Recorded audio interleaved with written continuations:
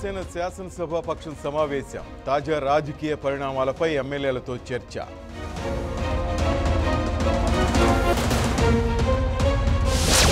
Triple alignment మార్చేదే లేదు తేల్చి చెప్పిన మంత్రి కోమటిరెడ్డి వెంకటరెడ్డి.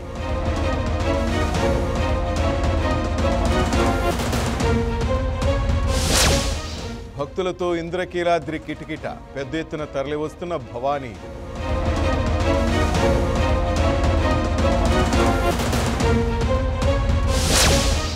దూసుకొస్తున్న శక్తి తుఫాన్ అల్లకల్లోలంగా మహారాష్ట్ర గుజరాత్ తీరాలు.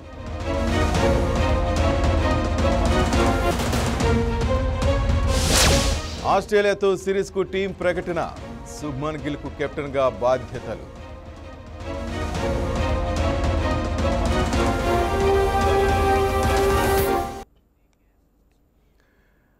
ఏపీలో ఎన్డీఏ ప్రభుత్వం అధికారంలోకి వచ్చిన తర్వాత అన్ని రంగాల్లోనూ పురోగతి నమోదైంది. డబుల్ ఇంజిన్ సర్కార్తో ఓవైపు రాష్ట్రానికి పెట్టుబడులు వస్తుండగా మరోవైపు రియల్ ఎస్టేట్ రంగం స్తబ్దత నుంచి బయటపడింది. ఏపీ రియల్ ఎస్టేట్ రంగం 2025లో 15 నుంచి 20% వృద్ధి చెందుతుంది అనేది నిపుణుల అంచనా. రాబోయే రోజుల్లో హైదరాబాద్ రియల్ ఎస్టేట్ను ఏపీ మార్కెట్ బీట్ చేస్తుందనే విశ్లేషణలు కూడా ఉన్నాయి. ముఖ్యంగా 3 ముక్కలాడుతో వైసీపీ హయాంలో కుదేలైన రియల్ ఎస్టేట్ రంగం నేడు 3 పువ్వులు 6 కాయలుగా కళకళలాడుతోంది. రాజధాని అమరావతి పనులు పట్టాలెక్కి పరుగులు పెడుతున్నాయి. ప్రపంచ ఐటీ దిగ్గజాల ఆఫీసులకు విశాఖ కేర్ ఆఫ్ అడ్రస్గా మారుతోంది. రాయలసీమ తయారీ రంగానికి కేంద్రంగా మారింది. వీటన్నిటికీ తోడు జీఎస్టీ సంస్కరణలతో రియల్ ఎస్టేట్ రంగం కొత్త పుంతలు తొక్కుతోంది. విశాఖపట్నం, విజయవాడలో మెట్రో రైలు, భోగాపురం ఎయిర్పోర్ట్, హైవేల విస్తరణ, టూరిజానికి ప్రయారిటీ, మౌలిక సదుపాయాల కల్పన కూడా రియల్ ఎస్టేట్ రంగానికి బలాన్నిస్తున్నాయి. నాయకుడిపై నమ్మకం, లా అండ్ ఆర్డర్ అదుపులో ఉండడంతో ప్రపంచ స్థాయి పారిశ్రామికవేత్తలు ఆంధ్రప్రదేశ్లో పెట్టుబడులకు ఆసక్తి చూపుతున్నారు.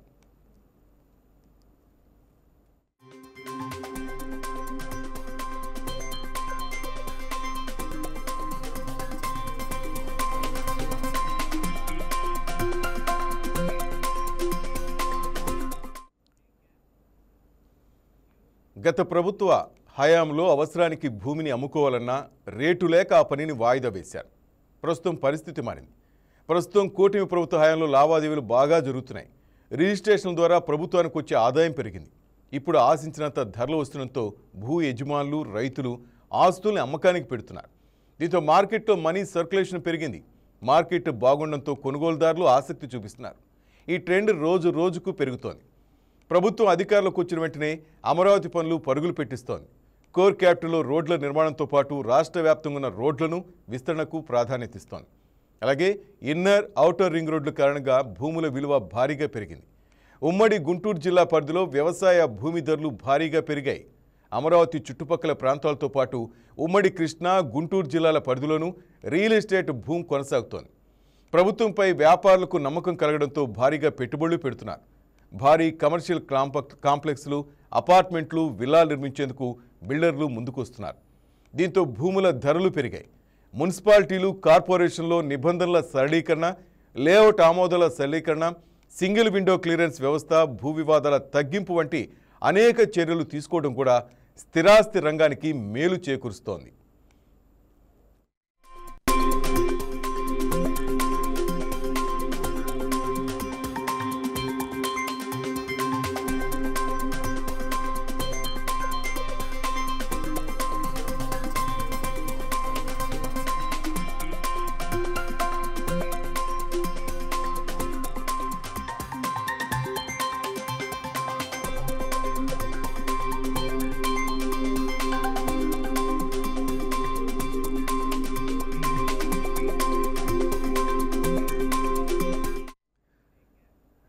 ఏపీ భవన నియమాలు 2017, ఏపీ భూమి అభివృద్ధి నియమాలు 2017లో మార్పులు తీసుకొచ్చి రియల్ ఎస్టేట్ రంగాన్ని బలోపేతం చేసింది.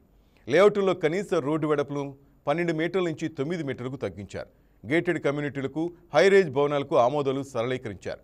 30 మీటర్లకు పైబడిన భవనాలకు మాత్రమే పర్యావరణ డెక్ అనుమతులు అవసరం. 5 అంతస్తులకు దిగువ భవనాలకు ఆమోదాలు అవసరం లేదు. 500 చదరపు మీటర్లు మించిన ఫ్లాట్లలో సెల్లార్లు నిర్మించవచ్చు. భవన లేఅవుట్ ఆమోదాలకు సింగిల్ విండో క్లియరెన్స్ సిస్టమ్ అమలు చేస్తున్నారు. దీంతో బిల్డర్లకు సమయం ఆదా అవుతోంది. నాలా చట్టాన్ని రద్దు చేసి వ్యవసాయ భూములను నాన్ అగ్రికల్చర్ ఉపయోగాలకు మార్చడానికి సౌలభ్యం కల్పించారు. ఇళ్ల నిర్మాణాలకు సంబంధించి ₹1 ఇంటి ప్లాన్లు అందించాలని నిర్ణయం తీసుకున్నారు.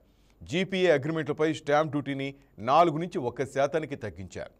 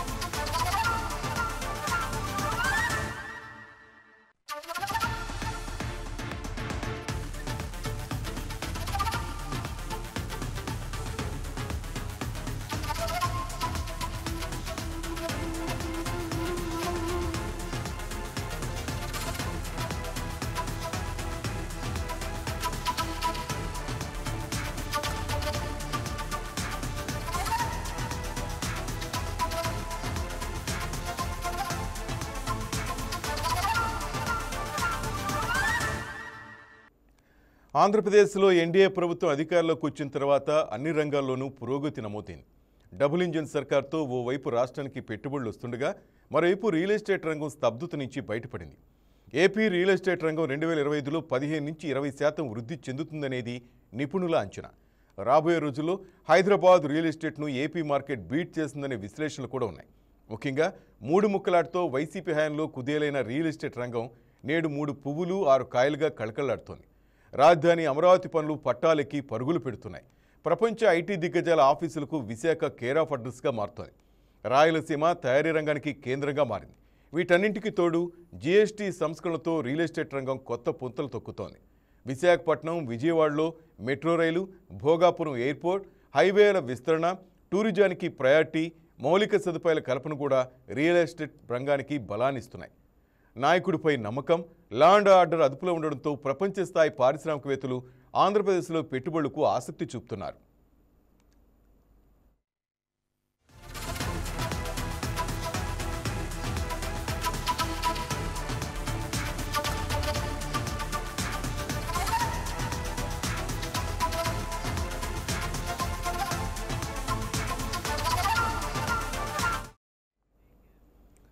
గత వైసీపీ ప్రభుత్వ హయాంలో అవసరానికి భూమిని అమ్ముకోవాలన్న రేటు లేక ఆ పనిని వాయిదా వేశారు. ప్రస్తుతం పరిస్థితి మారింది.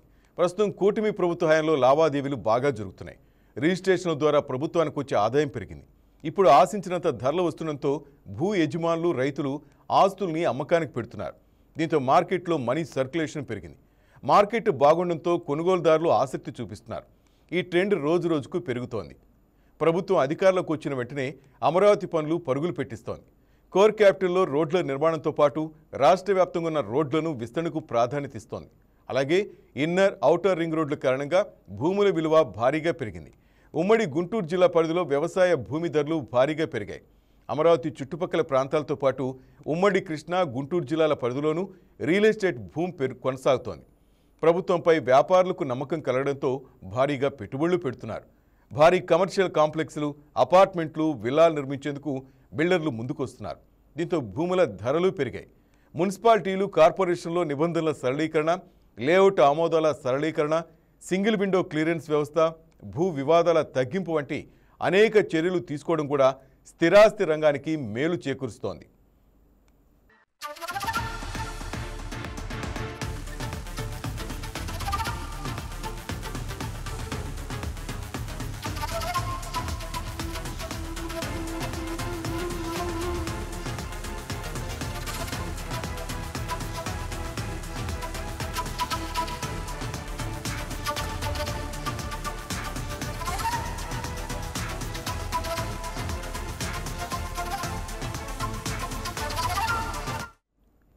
ఏపీ భవన నియమాలు 2017, ఏపీ భూమి అభివృద్ధి నియమాలు 2017లో మార్పులు తీసుకొచ్చి రియల్ ఎస్టేట్ రంగాన్ని బలోపేతం చేసింది.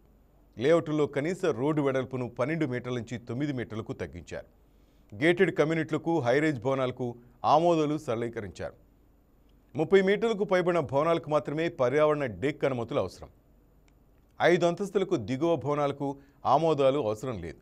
500 చదరపు మీటర్లు మించిన ప్లాట్లలో సెల్లార్లు నిర్మించవచ్చు. భవన లేఅవుట్ ఆమోదాలకు సింగిల్ విండో క్లియరెన్స్ సిస్టమ్ అమలు చేస్తున్నారు. దీంతో బిల్డర్లకు సమయం ఆదా అవుతోంది. నాలా చట్టాన్ని రద్దు చేసి వ్యవసాయ భూములను నాన్ అగ్రికల్చరల్ ఉపయోగాలకు మార్చడానికి సౌలభ్యం కల్పించారు. ఇళ్ల నిర్మాణాలకు సంబంధించి ₹1 ఇంటి ప్లాన్లు అందించాలని నిర్ణయం తీసుకున్నారు. జీపీఏ అగ్రిమెంట్లపై స్టాంప్ డ్యూటీ 4 నుంచి 1% తగ్గించారు.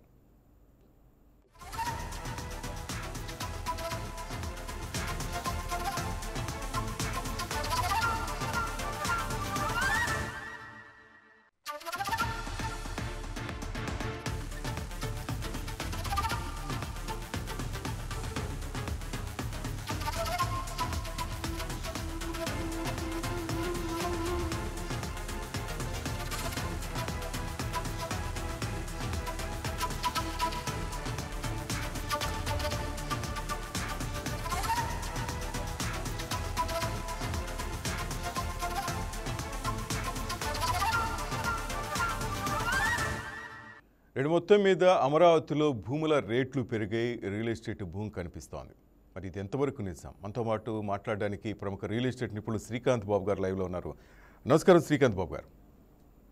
నమస్తే సార్. మొత్తం మీద ఇంతకుముందు హైదరాబాద్ అని పెట్టుబడులు పెడుతున్నారని చాలామంది అంటుండేవాళ్ళు. ఇప్పుడు అంతా అమరావతి వైపు టర్న్ అయ్యారంటారు. ఇది ఎంతవరకు నిజం సార్? ఇది 100% వాస్తవం అండి. ఇంతకుముందు అక్కడ రాజకీయంగా కొన్ని అక్కడ ప్రభుత్వం మారిన తర్వాత రాజకీయంగా వాళ్ళు తీసుకున్నటువంటి కొన్ని నిర్ణయాలు, ఏదైతే ముఖ్యంగా 3 రాజధానులని, తర్వాత అక్కడ ప్రభుత్వ పరంగా కూడా గవర్నమెంట్ అంటే ఏదైతే ల్యాండ్ ఎక్విజిషన్ చేశారో అంతకుముందు రాజధాని కోసం, అక్కడ మళ్ళీ తిరిగి ఇవ్వాల్సిన గవర్నమెంట్ నుంచి రావాల్సిన ప్లాట్ అలొకేషన్స్ కానివ్వండి అవన్నీ లేట్ చేయడం, ఇలా రకరకాల అక్కడ హ్యాపీనెస్ అపార్ట్మెంట్స్కి అది భారీ స్థాయిలో ఎన్ఆర్ఐలు ఏంటి అందరూ కూడా ఇంట్రెస్ట్ చూపించి బుకింగ్ చేసుకుంటే ఆ ప్రాజెక్ట్ను కూడా నిలుపుదల చేయటం, ఇలాంటి అంటే రియల్ ఎస్టేట్ రంగాన్ని పూర్తి స్థాయిలో వాళ్ళు తొక్కేశారని చెప్పొచ్చు. సో ఆ ప్రభావం కేవలం ఒక రాజధానిలోనే కాదు, టోటల్ ఆంధ్ర రాష్ట్రం మొత్తం కూడా కనిపించింది. ఆ తర్వాత ఏదైతే మొన్న జరిగిన ఎలక్షన్లో వన్ సైడ్గా కూటమి ప్రభుత్వానికి ప్రజలు మొగ్గు చూపడం, ఆ తర్వాత జరిగిన పరిణామాలు కనుక మీరు గమనిస్తే రియల్ ఎస్టేట్ అంటే మళ్ళీ చంద్రబాబు నాయుడు గారు వచ్చారు, ఒక సుస్థిర ప్రభుత్వం వచ్చింది, ఇక రియల్ ఎస్టేట్ రంగానికి ఎటువంటి డోకా లేదు, ప్రభుత్వ విధానాలు కూడా ముందు రాజధాని జరిగిన ఒక 3 సంవత్సరాల టైంలో కంప్లీట్ చేస్తాం అని వీళ్ళు తీసుకున్న డెసిషన్స్. మరీ ముఖ్యంగా మీరు కనుక గమనిస్తే ఇప్పుడు నాలా చట్టాన్ని కూడా రద్దు చేస్తున్నారు. మన క్యాబినెట్ లో దానికి సంబంధించిన బిల్లు కూడా పాస్ చేయడం జరిగింది. సో అది రియల్ ఎస్టేట్ రంగానికి అంటే ఒక 1-2 కాదండి 10 మెట్లు రియల్ ఎస్టేట్ రంగానికి ముందు తీసుకెళ్లేటువంటి నిర్ణయం అది. ఎందుకంటే అందరికీ తెలుసు ఎన్నో భూములకి నాలా కన్వర్షన్ల కాడే చాలా టైం పడుతూ ఉంటుంది, లేట్ అవుతూ ఉంటుంది. దాని గురించి వాళ్ళు ఎంఆర్ఓ ఆర్డీఓ ఆఫీసు చుట్టూ తిరగటం, ఈ లేఅవుట్లకు సంబంధించి అయినా అపార్ట్మెంట్లు కట్టుకోవాలన్నా ఏదైనా ఈ వ్యవసాయ భూముల్ని వ్యవసాయేతర భూములుగా మార్చుకొని ఈ లేఅవుట్లు ఇలాంటి చేయాలంటే ఈ ప్రాసెస్ అంతా ఇది చేయటం కొంచెం టైంతో కూడుకుంది, ఖర్చుతో కూడుకుంది. కాబట్టి ఇప్పుడు ఇలాంటి డెసిషన్స్ ఏంటంటే అక్కడ రియల్ ఎస్టేట్ రంగాన్ని డెఫినెట్ గా ముందుకు తీసుకెళ్తాయి, దాంట్లో ఎటువంటి సందేహం లేదు. Plus realtors real estate developers కి వాళ్ళ ఖర్చులు కూడా తగ్గుతాయి. కాబట్టి డెఫినెట్ గా అంతకు ముందు అక్కడ రాజధాని అన్నప్పుడు హైదరాబాద్ నుంచి ఎంత పెద్ద పెద్ద బిల్డర్స్ మనం చూసాము, అపర్ణ కన్స్ట్రక్షన్స్ అని ఎట్లా పేరు మోసిన బిల్డర్స్ అందరూ కూడా అక్కడికి వచ్చి పెద్ద పెద్ద గేటెడ్ కమ్యూనిటీలు, జైబేరీ సంస్థలు కానివ్వండి, వీళ్ళందరూ కూడా పెద్ద పెద్ద ప్రాజెక్టులు అక్కడ ప్రారంభించారు. తర్వాత కొన్ని చేదు ఫలితాలు వాళ్ళు చూశారు ప్రభుత్వం మారిన తర్వాత. కానీ ఈ రోజు మళ్ళీ గమనిస్తే ఒక సుస్థిర ప్రభుత్వం వచ్చిందన్న నమ్మకంతో మళ్ళీ ఇక్కడికి విదేశాల నుంచి రకరకాల కంపెనీలు రకరకాల పెట్టుబడులు వస్తున్నాయి.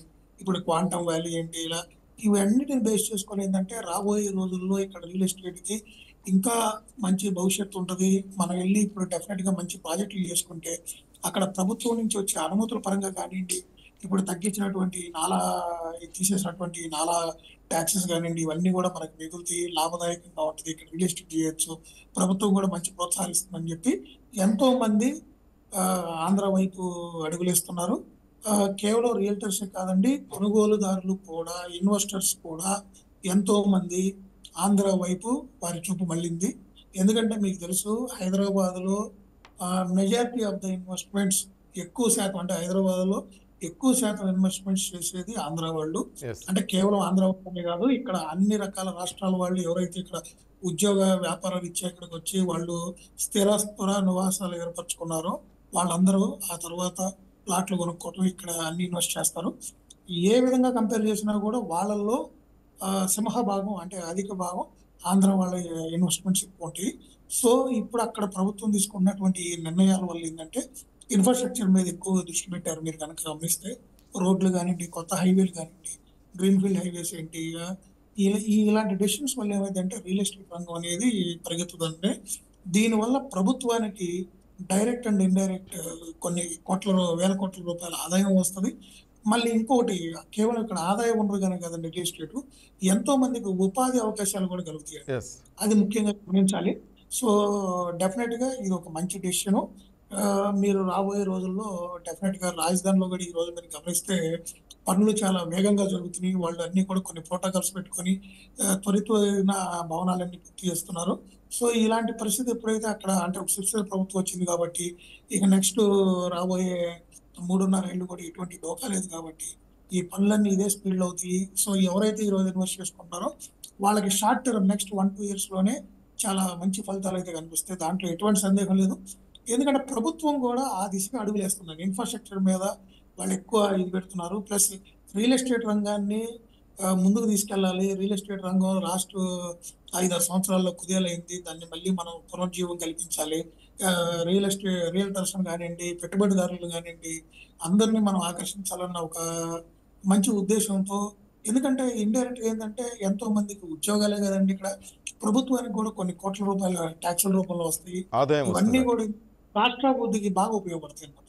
సో అందుకని డెఫినెట్ గా దీన్ని మనం అందరం స్వాగతించాలి. ఇది నిజంగా మంచి నిర్ణయం అండి. రైట్. శ్రీకాంత్ బాబు గారు, మీరు తిరుగుతుంటారు, ఈ భూమి కొనుగోలుకు సంబంధించి రియల్ ఎస్టేట్ రంగంపై మీకు బాగా అనుభవం ఉంది.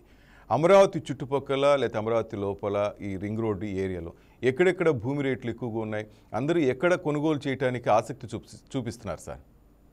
ఒకటండి, మీరు ఒక పెద్ద ఇన్వెస్ట్మెంట్ చేద్దాం అనుకుంటే రాజధానిలో చేసుకోవడం బెటర్ అండి. ఎందుకంటే రాజధానిలో కూడా ఈ రోజు మీరు గమనిస్తే 40,000 నుంచి 50,000-55,000, అంటే లొకేషన్ బట్టి అక్కడ 100 feet రోడ్డా, లేకపోతే 60 feet రోడ్డా, 80 feet రోడ్డా, ఫేసింగ్ బట్టి అక్కడ రేట్లు ఉన్నాయండి. సో అలానే ఇప్పుడు కనుక next regional ring road plan చేస్తున్నారు, అక్కడ కూడా రింగ్ రోడ్. సో ఆ రింగ్ రోడ్ మ్యాప్స్ కూడా కొన్ని ఆల్రెడీ రిలీజ్ చేశారు. దాన్ని బేస్ చేసుకొని కొనుక్కున్నా కూడా ఈ రోజు ఒక 10 నుంచి 15,000-20,000 ఆ రేంజ్ లో దొరుకుతున్నాయి. అక్కడ కొనుక్కున్నా బాగానే ఉంటుంది. ఏదైనా మీకు గుంటూరు, విజయవాడ ఈ మధ్యలో ఉన్న ఈ రాజధాని పరిసరాలను కనుక బేస్ చేసుకొని ఇన్వెస్ట్మెంట్ చేసుకుంటే ఉత్తమ ఫలితాలు వస్తాయండి. దాంట్లో ఎటువంటి సందేహం. అంటే ఇంకా చూపంతా అంటే హైదరాబాద్ వైపు ఎవరు మొగ్గు చూపటం లేదంటారా? హైదరాబాద్ వైపు మొగ్గు చూపటం కాదండి, అధిక శాతం ఇక్కడ ఇన్వెస్ట్ చేసేది ఆంధ్ర వాళ్ళు కాబట్టి ఎక్కడక్కడ ఈ రోజు అక్కడ పరిస్థితులు బాగున్నాయి. అక్కడ రియల్ ఎస్టేట్ రంగానికి ప్రోత్సాహాలు ఇవ్వడం కానివ్వండి, ఇన్ఫ్రాస్ట్రక్చర్ పరంగా గ్రోత్, అంటే గవర్నమెంట్ తీసుకున్న డెసిషన్స్, కొత్త హైవేలు కానివ్వండి, కొత్త పాలసీలు కానీ, సెంట్రల్ గవర్నమెంట్ తెచ్చుకున్న నిధుల పరంగా కానివ్వండి, రాజధాని అభివృద్ధి చెందుతున్న వేగం కానివ్వండి, వీటన్నిటిని బేస్ చేసుకుని ఏంటంటే అక్కడ కొనుక్కోవాలనుకున్న వాళ్ళు బాగా ఆసక్తి ఇప్పుడు ఆంధ్రాలో కొనుక్కుంటే బాగుంటుంది. ఇక్కడ రాజధాని బాగా డెవలప్ అవుతుంది, సుస్థిర ప్రభుత్వం వచ్చింది, వేగంగా జరుగుతుంది. ఇప్పుడు ఎప్పుడైనా అభివృద్ధి వేగంగా జరుగుతున్నప్పుడు, ప్రభుత్వం సుస్థిరంగా ఉన్నప్పుడు, ఇన్ఫ్రాస్ట్రక్చరల్ గ్రోత్ ఇవన్నీ బాగున్నప్పుడు ఇన్వెస్ట్ చేసుకుంటే మనం ఎక్స్పెక్ట్ చేసే రిటర్న్స్ కూడా ఫాస్ట్గా వస్తాయి కదా. శ్రీకాంత్ బాబు, ఫైనల్గా ఒక విషయం, మీరు చెప్తున్నట్టు కొనుగోలు ఎక్కువ అవుతోంది, కొనుగోలుదారులు అయితేనేమి ఇక్కడ చాలామంది అటు నుంచి ఇటు వస్తున్నారు అంటున్నారు. భూమి కొనుగోలు చేసేటప్పుడు, కొనేటప్పుడు ఎటువంటి జాగ్రత్తలు తీసుకోరు? ఎందుకంటే డబుల్ రిజిస్ట్రేషన్లు ఉంటున్నాయి, కొంతమంది మన గత ప్రభుత్వంలో చాలా అవకతవకలు జరిగాయని మీరే చెప్తున్నారు. సో ఎటువంటి జాగ్రత్తలు తీసుకోవాలి అంటారు?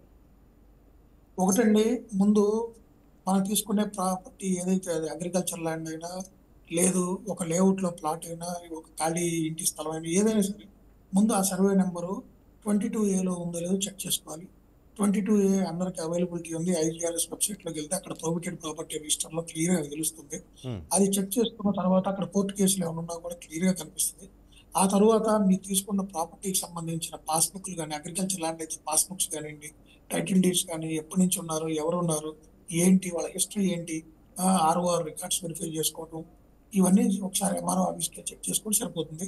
అదే మీరు ఒక లేఅవుట్లో ప్లాట్ తీసుకున్నట్టు కనుక దాని అప్రూవల్ ఎవరు ఇచ్చారు, ఏంటి హెచ్ఎండిఏ ఇచ్చిందా లేకపోతే డిటిసిపి ఇచ్చిందా, దానికి రేరా అప్రూవల్ ఉందా లేదా, ఏంటి ఎప్పుడు వచ్చింది అప్రూవల్, అక్కడ డెవలప్మెంట్స్ ఎలా ఉన్నాయి, ఏంటి మార్టిగేజ్ రిలీజ్ అయిందా లేదా, ఇట్లా ఈ డాక్యుమెంటేషన్స్ కూడా ఒకసారి చెక్ చేసుకొని కొనుక్కుంటే ఎటువంటి ఇబ్బంది ఉండదండి. ఏదో తక్కువకి వస్తుందని చెప్పి ఆశపడి అప్రూవల్స్ ఏమీ లేని వాటిలో కొనుక్కోకుండా ఇప్పుడు ఈ ఫామ్ ప్లాట్స్ అని చెప్పి ఇలాంటి మోసాలు చాలా జరుగుతున్నాయి. వాటికి ఎటువంటి అప్రూవల్స్ ఉండవు. అవి ఏంటంటే వాళ్ళు ఏదో శ్రీకాంత్ చెట్లు అనేవి ఇలాంటి ప్రాజెక్ట్స్ అవన్నీ అన్ని అలాంటివి కొనుక్కొని బోల్తా పడుతుంది. ఏదైనా అప్రూవల్ ఉన్న వాటిలో కొనుక్కుంటే, టైటిల్ చెక్ చేసుకొని కొనుక్కుంటే ఎటువంటి ఇబ్బంది ఉండదండి. అంటే ఇంకోటి ఓపెన్ ల్యాండ్ ఫ్లాట్స్ కూడా సంబంధించి మీరు చెప్పారు. అలాగే అపార్ట్మెంట్లో ఫ్లాట్స్ గురించి సార్ అవి ఎట్లా చెక్ చేసుకోవాలి? అపార్ట్మెంట్ లో ఫ్లాట్స్ కూడా అదేనండి. దానికి కూడా మీకు హైదరాబాద్ అయితే జిహెచ్ఎంసీ కానివ్వండి, హెచ్ఎండిఏ కానివ్వండి, అలానే ఇప్పుడు విజయవాడ అనుకోండి ఉడా కానీ ఇట్లా అప్రూవల్స్ ఇస్తాయండి. సో ఆ ఉడా కానీ తొడా కానీ వాళ్ళు ఇచ్చిన అప్రూవల్ సంబంధించి అపార్ట్మెంట్ కి వాళ్ళు ఇచ్చిన ప్లాన్ కానివ్వండి, అవన్నీ కూడా యాజ్ పర్ ప్లాన్ కట్టాడా లేదా, ఏమైనా డీవియేషన్స్ ఉన్నాయా ఏంటి, ఆ ప్లాన్ లో ఇచ్చిన స్క్వేర్ ఫీట్ ఎంత ఉంది ఏంటి, అవన్నీ చెక్ చేసుకొని యాజ్ పర్ ప్లాన్ వాళ్ళు కట్టి దాని ప్రకారం మార్టిగేజ్ కూడా ఉంటుంది. ఇంకా ఎప్పుడైతే అప్రూవల్కి వెళ్ళారో వాళ్ళు కొంత మార్టిగేజ్ చేయాల్సి వస్తుంది, ఒక 1-2 ఫ్లాట్స్. సో అది మార్టిగేజ్ మళ్ళీ వాళ్ళ అపార్ట్మెంట్ యాజ్ పర్ నామ్స్ కట్టిన తర్వాత మార్టిగేజ్ రిలీజ్ చేస్తారన్నమాట. ఇదంతా ఒక ప్రాసెస్ అండి. ఎస్. సో వాళ్ళ డాక్యుమెంటేషన్ అంతా అడిగి చూపించమని చెప్పి అవి చూసుకొని ఆ ప్రకారం పేమెంట్ చేసుకొని ఆ బిల్డర్ టైం లైన్ ప్రకారం అంటే ఇనిషియల్ స్టేజ్ లో ఎంత కట్టాలి, ఏది మన పుట్టింగ్స్ అప్పుడు ఎంత కట్టాలి, తర్వాత స్లాబ్ వేసేటప్పుడు ఎంత కట్టాలి, బ్రిక్ వర్క్ అప్పుడు ఎంత కట్టాలి, పేమెంట్ టర్మ్స్ ఉంటాయి. ఆ ప్రకారం పేమెంట్స్ కట్టుకోవడం మంచిదండి. ఈ ప్రీ బుకింగ్ ప్రీ లాంచ్లు అని చెప్పి ఆఫర్లు ఉంటాయి, వాటిలో కొనుక్కోవడం అనేది అంత మూర్ఖత్వం ఇంకోటి లేదు. వాటిని ఎంకరేజ్ చేయకండి. ఏదో ఒక వన్ టైం పేమెంట్, వాళ్ళ ఓటీపీ అంటారు వన్ టైం పేమెంట్ అని, ఇలా మొత్తం కట్టేస్తే మీకు 3 సంవత్సరాల తర్వాత 5 సంవత్సరాల తర్వాత ప్రాపర్టీ ఇస్తుంటారు. అవి నమ్మకండి, అవి నమ్మి మోసపోకండి. ఇటు మొత్తం మీద ఎందుకంటే ఈ అమరావతిలో రోజు పరిస్థితుల్లో కొనుగోలు చేయడానికి ఇది అనువైన సమయం అంటారు. ఖచ్చితంగా అండి 100% ఈ రోజు అమరావతిలో ఎవరైతే ఇన్వెస్ట్ చేసుకుంటారో వాళ్ళు నెక్స్ట్ 2-3 years లో they will see the gold. ఈ రోజు బంగారం ఎలా పెరుగుతుందో మీరు చూశారు కదా, ఉమ్. అలాంటి రిటర్న్స్ రేపు వాళ్ళు చూస్తారండి. Right right. Thank you very much Srikanth Babu garu. Thank you sir. నమస్తే. ఇంద్రకీలాద్రి కనకదుర్గం ఆలయంలో దసరా నవరాత్రి ఉత్సవాలు ఘనంగా జరిగాయి. 11 రోజుల పాటు భక్తుల రద్దీతో ఆలయ ప్రాంగణం కిటకిటలాడింది. ఈ ఉత్సవాలను విజయవంతంగా పూర్తి చేసిన నేపథ్యంలో భక్తులకు ఇబ్బంది కలగకుండా అధికారులు సమన్వయం పాటిస్తూ పనిచేశారు. దసరా మహోత్సవాలకు సంబంధించి ఈవో సీనా నాయక్తో మా correspondent Bindu face to face. Vijayawada Indrakeeladri అమ్మవారి దేవస్థానంలో దసరా ఉత్సవాలు అత్యంత వైభవంగా జరిగాయి. అయితే అన్ని సమన్వయ అధికారులు సమన్వయంతో పనిచేసి దసరా ఉత్సవాలను విజయవంతం చేశారు. దానికి సంబంధించి మనతో పాటు దుర్గగుడి ఆలయ ఈవో సీనా నాయక్ గారు ఉన్నారు. అసలు దసరా ఉత్సవాలు ఇంత వైభవంగా జరగడం, ఇంత వైభవంగా విజయవంతంగా జరగడం కూడా అభినందనీయకం sir. First of all YK News తరపున మీకు మా అభినందనలు సార్. ఉత్సవాలు ఇంత అంగరంగ వైభవంగా చేశారు, దీని మీద ఏమంటారు సార్ మీరు? థ్యాంక్స్ అమ్మా. ఓం కనకదుర్గాయ నమః.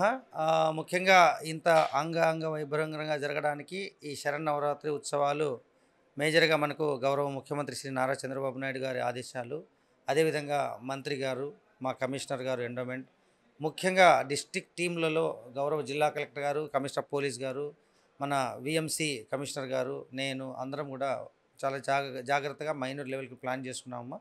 దాదాపు దసరా స్టార్ట్ అవ్వడానికి 15 రోజుల ముందు నుంచే మనం ఏర్పాట్లు చేసుకోవడం జరిగింది. దగ్గర 15,90,000 మంది భక్తాదులు మనకు 2వ తారీఖు నైట్ మిడ్-నైట్ 12 గంటల దాకా ఉన్న మన స్టాటిస్టిక్స్ అమ్మ. దాదాపుగా చాలా మటుకు ఎక్కడ ఎంతమంది భక్తాదులు వచ్చినా ఎవరికి ఎటువంటి లోటుపాటు లేకుండా అన్ని స్థాయిలలో, అంటే not only temple, revenue, police and యంత్రాంగం మొత్తం అందరూ కూడా ప్రతి ఒక్కరూ వారి యొక్క భాగస్వాములు కావడం వల్ల ఇది సక్సెస్ అయింది. ముఖ్యంగా దీంట్లో మీడియా మిత్రులు కూడా బాగా సహకరించారు. ఎక్కడికక్కడ పాజిటివ్గా భక్తులకు అందరికీ కూడా చేరవేసేటట్టు, ఇక్కడ ఏర్పాట్లన్నీ కూడా చేరవేసేటట్టు, ముఖ్యంగా అన్నప్రసాదం బిల్డింగ్లో మనకు అన్నప్రసాద వితరణ కూడా 24/7 మనము ఏర్పాటు చేయడం జరిగింది. మీరు చూస్తున్నారు ఇప్పుడు అంతా కూడా. సో ఆ విధంగా మనం ప్లాన్ చేసుకోబట్టి, జిల్లా యంత్రాంగం ఒక యూనిట్గా ప్లాన్ చేసుకోబట్టి ఎక్కడ కూడా ఎటువంటి ఇది లేకుండా సక్సెస్ చేయగలాము. సార్ అయితే ఈ సంవత్సరం ఏ అనుసంధానంతో టెక్నాలజీని ఉపయోగించి కూడా చాలా వరకు అవాంఛనీయ ఘటనలు ఏవైతే ఉన్నాయో, ఆలయ ప్రాంగణాల్లో కొంచెం గొడవలు అవి జరగకుండా కూడా చాలా వరకు ఈ టెక్నాలజీ కూడా యూజ్ అయిందని చెప్తున్నారు సార్. దాని మీద ఏమంటారు? అవునమ్మా. ఇప్పుడు మనకి డ్రోన్ కెమెరాలు కావచ్చు, సీసీ కెమెరాలు కావచ్చు, ఎక్కడికక్కడ ఎగ్జిట్ ప్రాంతము ఎంట్రీ ప్రాంతము, మనకు టెంపుల్లో దర్శనం ఎంతమంది అవుతున్నారు, నిమిషానికి ఎంతమంది, గంటకి ఎంతమంది, ఆ విధంగా మనము ఏఐ కెమెరాస్ అన్నీ కూడా ఉపయోగించి ఎప్పటికప్పుడు స్టాటిస్టిక్స్ తీసుకుంటూ ఎక్కడ గుమిగూడుతున్నారు, ఎక్కడ ఏం ప్రాబ్లం జరుగుతుంది, ప్రతి దగ్గర కూడా అవసరమైన దగ్గర ప్రతి దగ్గర కూడా ఇంపార్టెంట్ ప్లేసెస్లో మనము కెమెరాస్ వల్ల సక్సెస్ఫుల్గా చేయగలిగాము. ఎక్కడ ఎటువంటి అవాంఛనీయ సంఘటనలు జరగకుండా చేయగలిగాం.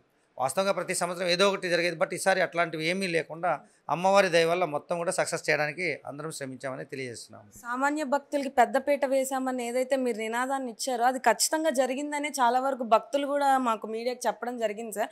ఎక్కడికక్కడ వారికి ఏర్పాట్లు కూడా చాలా సజావుగా జరిగే ఈసారి సరస్వతీదేవి అలంకారంలో చూసుకుంటే ప్రతిసారి చాలా వరకు తొక్కిస్లాట్లు ఇవి జరుగుతాయి. బ్యారిగేట్లు కూడా పట్టుదిష్టమైన చర్యలు కూడా తీసుకున్నారు సార్. మీరు సార్ ఏమంటారు? ఈసారి మూలా నక్షత్రం సరస్వతీదేవి అలంకారం రోజు అమ్మవారు దాదాపు 2 లక్షల మంది భక్తులకు దర్శనమిచ్చారు. ఆ రోజు ముఖ్యంగా మనం వచ్చిన వాళ్ళకు క్యూ లైన్లో బిస్కెట్స్, మజ్జిగ మరియు వాటరు, ఆ విధంగా పాలు చిన్నపిల్లలు ఉన్న వాళ్ళకి చేయడం జరిగింది. అదేవిధంగా మనకి ఈసారి వినూత్నంగా ఏం చేశామంటే ఎక్కడ ఎటువంటి టికెట్స్ లేవు. 100 రూపాయల టికెట్ లేదు, 300 టికెట్ లేదు, 500 టికెట్ అసలు లేదు. ఇప్పటి వరకు దాదాపుగా మనకు 2వ తారీఖు అయిపోయినా కానీ 3, 4 ఈరోజు రేపటి వరకు కూడా టికెట్స్ ఎటువంటి టికెట్ మీద అంచెలు లేవు, రుసుము కూడా తీసుకోవడం లేదు. కాబట్టి భక్తులు సామాన్యులకు పెద్దపీట వేశాము అనే దాంట్లో ఇదే ముఖ్యం అనమాట. 500 క్యూ లైన్లో వచ్చే వాళ్ళందరూ కూడా బంగారు వాకిల దగ్గర నుంచి వచ్చారు. 300 వాళ్ళు 500లో వచ్చారు, 100 వాళ్ళు 300లో వచ్చారు. ఫ్రీగా ఉండేవాళ్ళు ఒక క్యూ వచ్చేసి 100 రూపాయల్లో వచ్చారు. ఆ విధంగా సామాన్య భక్తులకు శీఘ్రంగా సులభంగా ఈ యొక్క అమ్మవారి దర్శనాన్ని కల్పించడం అనేది జరిగిందమ్మా.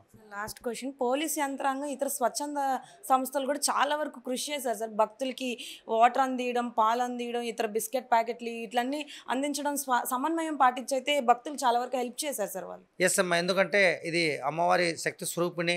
శ్రీ ఇంద్రకీలాద్రిలో కనకదుర్గమ్మ అమ్మవారు చాలా శక్తి స్వరూపిణి కాబట్టి ప్రతి ఒక్కరూ కూడా భక్తి శ్రద్ధలతో వచ్చే భక్తాదులందరినీ కూడా సేవ చేయడంలో పోలీస్ కావచ్చు, స్వచ్ఛంద సంస్థలు కావచ్చు, వాలంటీర్స్ కావచ్చు, టెంపుల్ ఎంప్లాయీస్ కావచ్చు, ఒక్కరని కాదు, ఈ కొండ మీద ఉండే ప్రతి ఒక్కరూ కూడా వచ్చిన భక్తులను జాగ్రత్తగా చూసుకోవడము, శీఘ్రంగా దర్శనం చేయించడము, అన్నప్రసాదము వితరణ చేయించడము, అదేవిధంగా అవసరం అనుకున్నప్పుడు లడ్డు ప్రసాదాలు కూడా స్వీకరించి వారికి క్షేమంగా ఇంటికి వెళ్ళాలని అందరూ కూడా కోరుకున్నారు.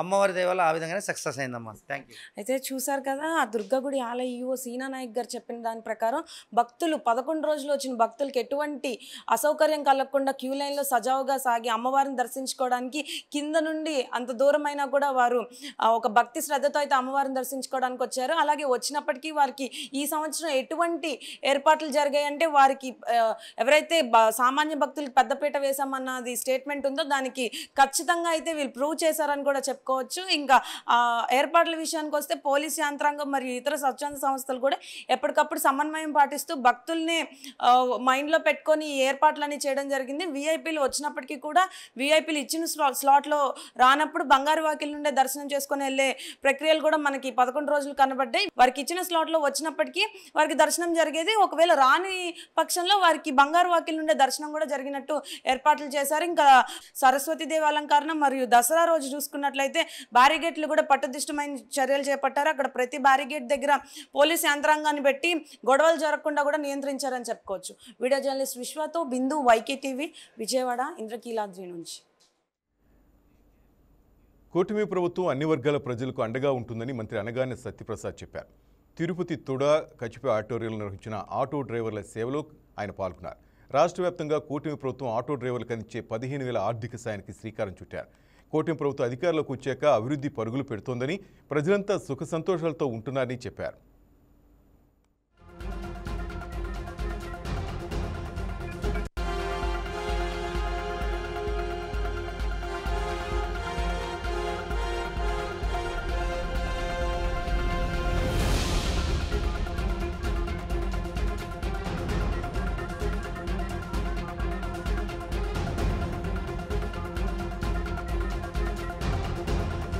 ఆటో రిపేర్లకు వెళ్ళిపోయి డ్రైవర్లకు నడుములు పోయే పరిస్థితి మనం చూసాము. కానీ ఈ రోజున అన్ని విధాలు అండగా ఉంచుకుంటూ మళ్ళీ అడిషనల్ 15,000 రూపాయలు ఇవ్వడం, గతంలో లైఫ్ ట్యాక్స్ రద్దు చేసినటువంటి ప్రభుత్వం, కూటమి ప్రభుత్వం మళ్ళీ ఈ రోజున వాళ్ళకి గ్రీన్ ట్యాక్స్ రద్దు చేస్తామని చెప్పేసి చెప్పాం. తప్పకుండా అది రద్దు చేశాం.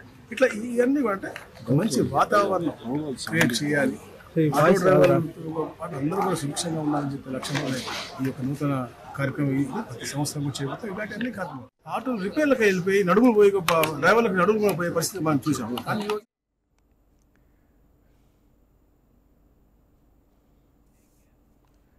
ఆళ్లగడ్డలో ఆటో డ్రైవర్ల సంక్షేమానికి కృషి చేస్తానని ఎమ్మెల్యే భూమా అఖిలప్రియ హామీ ఇచ్చారు. పట్టణంలో 3 ఆటో స్టాండ్లు ఏర్పాటు చేస్తామని, ఆళ్లగడ్డ కోటకందుకు నడుమ రోడ్డు నిర్మాణం చేపడతామని తెలిపారు.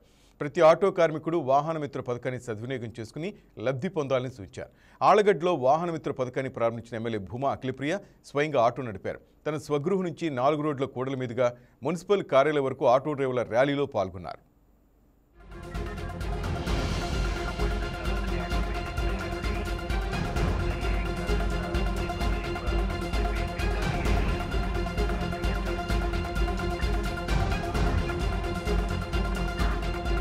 చంద్రబాబు నాయుడు గారు దసరా అన్నారు. దసరాకి ఈరోజు 4వ తారీఖుకి చెప్పిన మాట ప్రకారం ఆటో డ్రైవర్లు అందరూ బ్రహ్మాండంగా ఈరోజు ర్యాలీ తీసుకొని ఒక కుటుంబం లాగా అందరం కూడా కలిసి వచ్చి ఈరోజు ఆ పథకాలు మనం తీసుకోగలుగుతున్నామంటే దానికి కారణము చంద్రబాబు నాయుడు గారు అని చెప్పి సందర్భంగా గర్వంగా తెలియజేసుకుంటూ, అంతేకాదు 15,000 అమౌంట్ ఆల్రెడీ క్రెడిట్ అయింది. కంగ్రాచులేషన్స్ ఆటో డ్రైవర్లు అందరికీ కూడా. మమ్మల్ని మర్చిపోకండి. అందరు సంతోషంగా ఉండాలా, బాగుండాలా, ఆళ్లగడ్డ బ్రహ్మాండంగా అభివృద్ధి చెందాలని మరొకసారి తెలియజేసుకుంటూ, కానీ ఈ రోజు చంద్రబాబు నాయుడు గారు మీ జోబు నిండా డబ్బులు పెట్టేటట్టుగా చేసే కార్యక్రమాలు మీరందరూ కూడా గుర్తు పెట్టుకోవాలని చెప్పి కూడా ఈ సందర్భంగా మీ అందరూ కూడా తెలియజేసుకుంటున్నాం.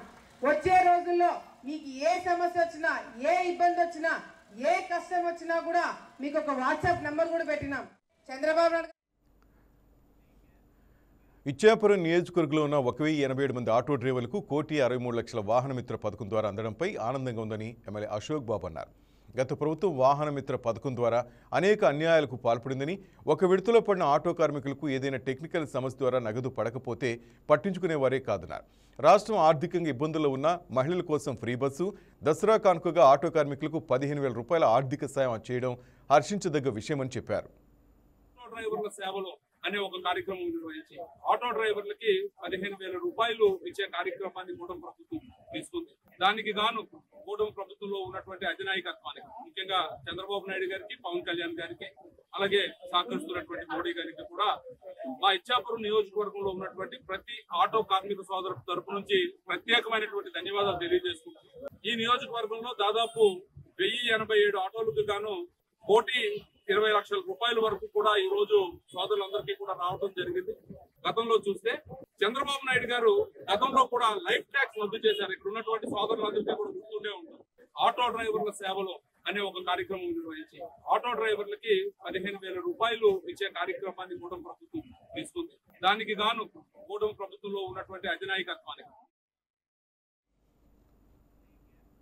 దసరా మహోత్సవాలు విజయవంతంగా ముగిశాయి. అన్ని శాఖలతో పాటు ఇరిగేషన్ డిపార్ట్మెంట్ వర్క్ కూడా ఈసారి కీలకంగా మారింది. ఎగువ ప్రాంతాల నుంచి వరదలు రావడం, దసరా ఉత్సవాలకు భక్తులు పెద్ద సంఖ్యలో రావడంతో మిగిలిన అధికారులను సమన్వయం చేసుకుని పనిచేశామని సూపరింటెండెంట్ ఇంజనీర్ మోహన్ రావు అన్నారు. ప్రస్తుతానికి వరద ప్రవాహం తగ్గిందని, ఈ ఉత్సవంలో 60 మంది అధికారులు నిరంతరం పనిచేశామంటున్న ఎస్సీ మోహన్ రావుతో మా correspondent Rajesh face to face. ప్రతిష్టాత్మకంగా జరిగిన దసరా మహోత్సవాలకు సంబంధించి అన్ని డిపార్ట్మెంట్లు అనేది తమ శాయశక్తులు కూడా పనిచేశారు. దాదాపు ఇరిగేషన్ డిపార్ట్మెంట్ కూడా దసరా ఉత్సవాలు అయిపోయినప్పటికీ కూడా ఇంకా పనిచేస్తూ ఉందని చెప్పుకోవాలి. ఈ దసరా ఉత్సవాలని సక్సెస్ చేయడంలో అన్ని డిపార్ట్మెంట్తో పాటు ఇరిగేషన్ డిపార్ట్మెంట్ కూడా ఒకటి ఉందని చెప్పుకోవచ్చు. దానికి సంబంధించి మనతో మాట్లాడడానికి ఎస్సీ మోహన్ రావు ఉన్నారు.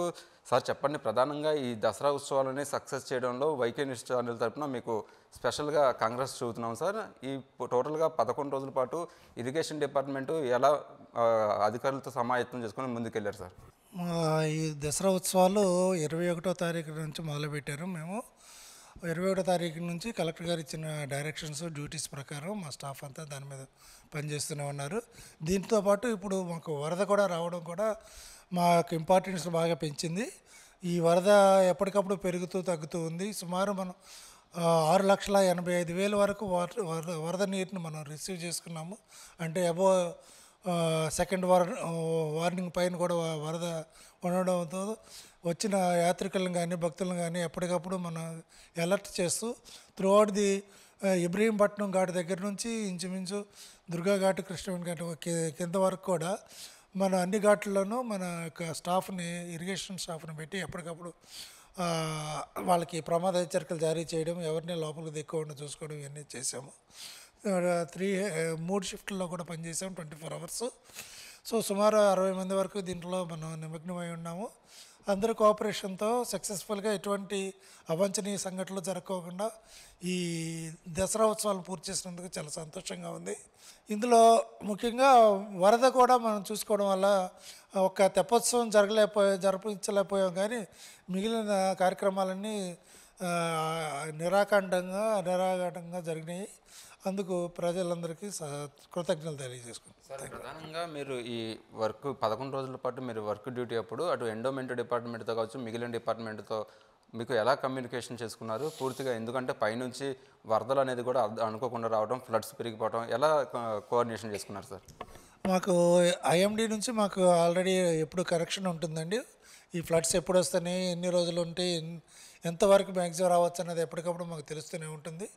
దాన్ని ఆ ఇన్ఫర్మేషన్ ఎప్పటికప్పుడు కలెక్టర్ గారికి మనం ఇన్ఫార్మ్ చేస్తూ ఉంటాము. అదేవిధంగా దేవస్థానం వాళ్ళతో, ఎన్విరాన్మెంట్ వాళ్ళతో కూడా టచ్లో ఉన్నాము. మా అందరికీ కలిపి ఒక గ్రూప్ క్రియేట్ చేశారు, దసరా ఉత్సవాల గ్రూప్ అని. ఆ గ్రూప్లో కూడా ఎప్పటికప్పుడు మేము ఇన్ఫర్మేషన్ పెట్టుకుంటూ, అందులో మా ఇరిగేషన్ స్టాఫ్ అక్కడ ఉన్నారు కాబట్టి వాళ్ళకి ఆటోమేటిక్గా మా పర్సనల్ గ్రూపుల్లో కూడా వాళ్ళకి ఇన్ఫర్మేషన్ వెళ్తూ ఉంటుంది. దాని ప్రకారం ఎప్పటికప్పుడు మేము సూచనలు జారీ చేస్తూ ఉంటాము. సార్, ప్రజెంట్ ఇన్ఫ్లో అవుట్ఫ్లో ఎలా ఉంది? అంటే ఫ్లడ్స్ ఇంకా తగ్గినాయా, ఇంకా పెరిగే అవకాశం ఉందా? ప్రజెంట్ రిపోర్ట్ ఏంటి సార్? యాజ్ ఆఫ్ నౌ ఈరోజు 2,60,60,000 మనం సముద్రంలోకి వదులుతున్నామండి. ప్రస్తుతానికి తగ్గినట్టే, ఎందుకంటే 6,85,000 వరకు మనం టచ్ చేసాము. ఇప్పటి వరకు చాలా వాటర్ సముద్రంలోకి వదిలేయడం జరిగింది. ఇంచుమించు 1,300 టీఎంసీ వాటర్ సముద్రంలోకి పోయింది. సో ప్రస్తుతానికైతే వరద తగ్గుముఖం బట్టే ఇది తగ్గుముఖంలోనే ఉండొచ్చని అనుకుంటున్నాను. సార్, ప్రజెంట్ దసరా అయిపోయిన తర్వాత భవానీల మాల అనేది విరమణ జరుగుతూ ఉంది. ఇంకా భక్తులు పెద్ద సంఖ్యలో వస్తూ ఉన్నారు. ప్రజెంట్ ఇరిగేషన్ డిపార్ట్మెంట్ నుంచి ఎంతమంది వర్క్ చేస్తున్నారు? అటు సెక్యూరిటీ పరంగా పోలీసులు మీకు ఎలాంటి డైరెక్షన్ ఇచ్చారు? మీరు వాళ్ళకి ఎలా డైరెక్షన్స్ ఇచ్చారు సార్? ప్రస్తుతానికి 2,50,000 వాటర్ మనం సముద్రంలోకి వదులుతున్నాం కాబట్టి ఇప్పటికి కూడా వాటర్ వదులుతున్నంతసేపు వరవడి ఉంటుంది కాబట్టి ఘాట్లోకి మనుషులు ఎవరిని దిగనీయకోకుండా ఎటువంటి ప్రమాదం జరగకుండా హెచ్చరికలు జారీ చేస్తున్నామండి. వీటిల్లో కూడా మా స్టాఫ్ కలెక్టర్ గారి ఆదేశాల ప్రకారం మేము స్టాఫ్ని డిప్లాయ్ చేస్తాము. అన్ని ప్రికాషనరీ మెజర్స్ తీసుకుంటున్నాము. అది దసరా ఉత్సవాలు సక్సెస్ చేయడంలో ఇరిగేషన్ డిపార్ట్మెంట్ కూడా కీలక పాత్ర పోషించింది. ఇంత పెద్ద ఎత్తున దసరా ఉత్సవాలతో పాటు విజయవాడ ఉత్సవం కూడా జరగడం, పెద్ద ఎత్తున ప్రజలు రావడం, అనుకోకుండా అటు వరదలు రావడం, ఇవన్నీ కోఆర్డినేషన్ చేసుకొని దసరా ఉత్సవాలని విజయవంతంగా ముగించిన వాటిల్లో ఇరిగేషన్ డిపార్ట్మెంట్ కూడా కీలక పాత్ర పోషిస్తుంది. దానికి సంబంధించి మోహన్ రావుతో కూడా మనం ఇప్పుడే మాట్లాడాం. వీడియో జర్నలిస్ట్ విశ్వనాథ్తో రాజేష్, వైకే న్యూస్, విజయవాడ నుంచి. That's all for now. Keep watching YK News. ఇది తెలుగువారి గుండె చప్పుడు.